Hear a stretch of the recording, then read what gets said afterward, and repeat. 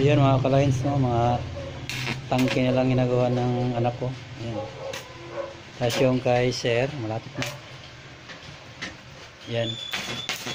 Yung kay sir, lilihain na lang, tapos pintura. Tapos pagmatapos yung tangke na yan, ay kakabit na natin si Cap, tapos itis natin mamayang gabi. Wala pa tayong nabuong maliliit at siya lang naman gumagawa at may pag maaga siya makalabas sa school, nagawa siya. Sa gabi na siya nag-aaral. Yun o, mamayang gabi na lang pag matapos na ngayon, kita ko sa inyo yung testing nito. Ayan mga boss, naka-line, tapos na yung 8 inches. Nagray na lang yung tangke. Mamaya ito-test natin to.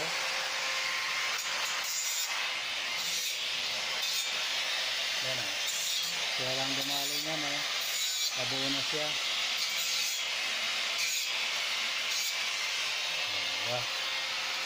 Ayan mga ka-lides, titesting na natin itong kay sir na Tagalite. So hindi ko muna tinuloy yung pintura at ipapartis natin para sigurado.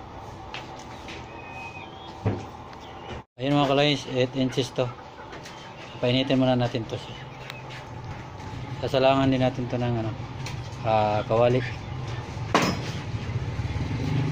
Papainitin mo lang natin.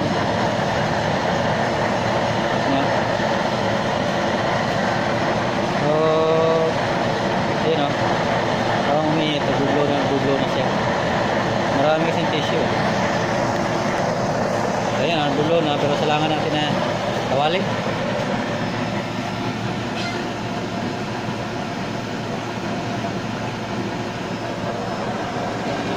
Ayan o. Hindi naman masyadong mainit. Naguglo na. Ayan na po daw. Ayan na yung pressurized natin na na 8 inches. Ayan ang apoy niya o. Ayun pa masyadong mainit. Pero lampas-lampas na yung apoy niya o. Mga lines, hindi pa tayo nagdagdag dyan sa langis na yan. Yung nakalagay dyan, yung nandun pa sa loob. Hindi pa tayo nagsusupply dyan. So maliit na blower lang po ang gamit natin dyan. 8 inches diameter. So ganito na yung apoy niya oh. Yan. Yan yung apoy niyan. Gaano kainit yan oh. Wala pang supply po yan.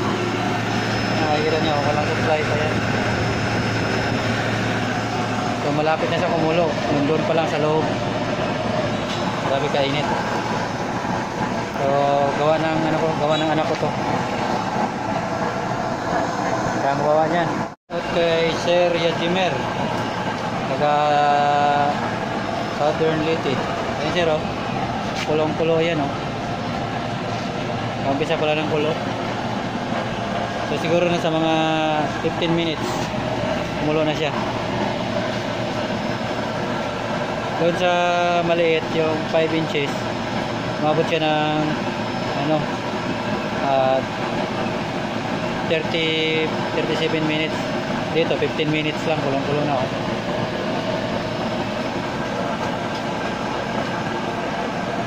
May kapalit na yung yung maliit na ginagawa.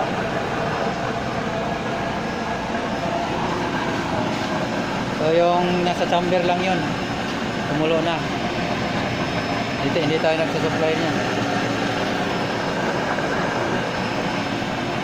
Kulong-kulo na oh. So, thank you.